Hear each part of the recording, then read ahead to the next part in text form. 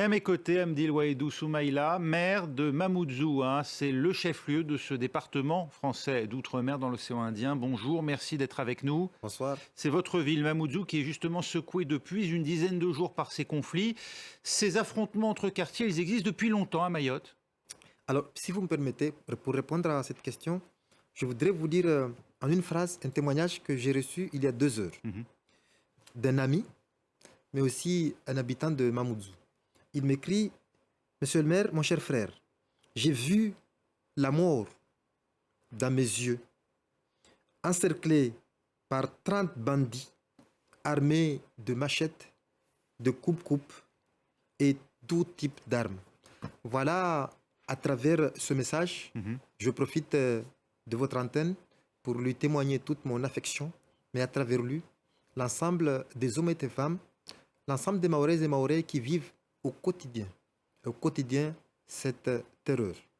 Ça a commencé... Depuis quand?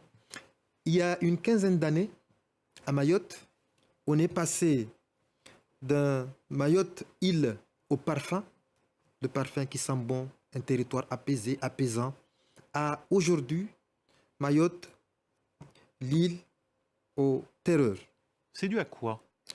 C'est dû à quoi? C'est que le rattachement au référendum, référendum à la France, c'est dû à quoi? Surtout que nous avons collectivement fermé les yeux depuis 15 ans.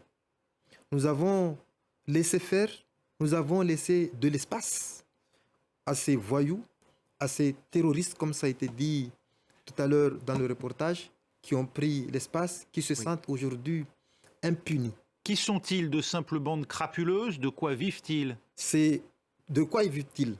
Ils vivent des cambriolages, ils vivent des meurtres, ils vivent des agressions perpétrées au quotidien vis-à-vis des gens, des honnêtes hommes-femmes qui, le matin, ils se lèvent pour aller travailler.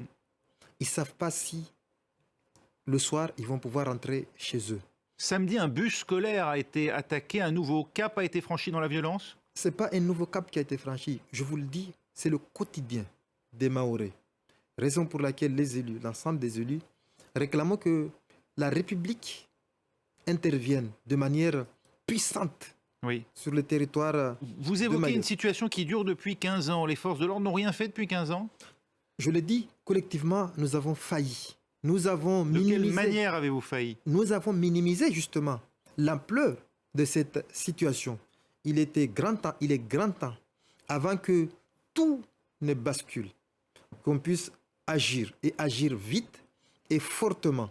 Raison pour laquelle nous avons souhaité que des unités d'élite, parce que depuis 15 ans, qu'est-ce que nous avons fait?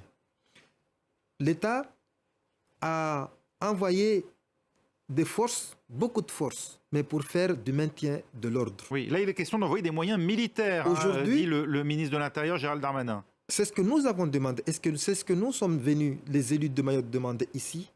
Nous voulons qu'il y ait des moyens puissants, des unités d'élite qui viennent pour lutter contre le terrorisme. Parce qu'il s'agit bien aujourd'hui de terrorisme. D'où la venue du raid, dont c'est effectivement la mission habituelle. Que nous saluons, que nous demandons à ce que ces unités d'élite soient pérennisées. Donc vous dites que la métropole prend la mesure du problème. Nous sommes très heureux que enfin on ait compris le message que les élus, le message que l'ensemble de la population à travers nous lançons depuis plusieurs semaines, plusieurs mois, plusieurs années maintenant. Sur les causes de ce problème, on entend beaucoup à Mayotte des critiques envers la présence de migrants sans papier, originaires pour beaucoup des Comores. C'est la raison, d'après vous, de cette situation aujourd'hui, cette clandestinité d'une partie de la délinquance? Je vous donne un chiffre qui va peut-être résumer tout ce que vous avez posé comme question. Quand vous allez dans le seul centre pénitentiaire qu'il y a à Mayotte, à Majicavo, vous avez plus de 80% des détenus qui sont de nationalité étrangère. À ce chiffre, vous avez la réponse. Ils sont pour beaucoup, plus de 80%, la cause de cette terreur qui est sur le territoire.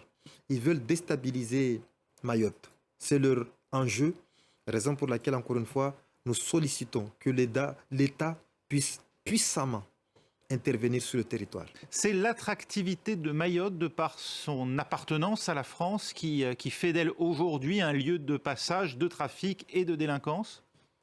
Mayotte, les Mahoraises et les Mahorais sont un peuple pacifique, un peuple qui aime les autres, un peuple accueillant. Le Mahorais n'a jamais eu un problème avec un étranger qui vient pour respecter les us et les coutumes du territoire, qui vient pour chercher une vie meilleure. Mais ceux-là, ces terroristes, ils viennent pour déstabiliser le territoire. Et nous n'en voulons pas chez nous, raison pour laquelle nous demandons à ce qu'ils soient mis hors d'état de nuire.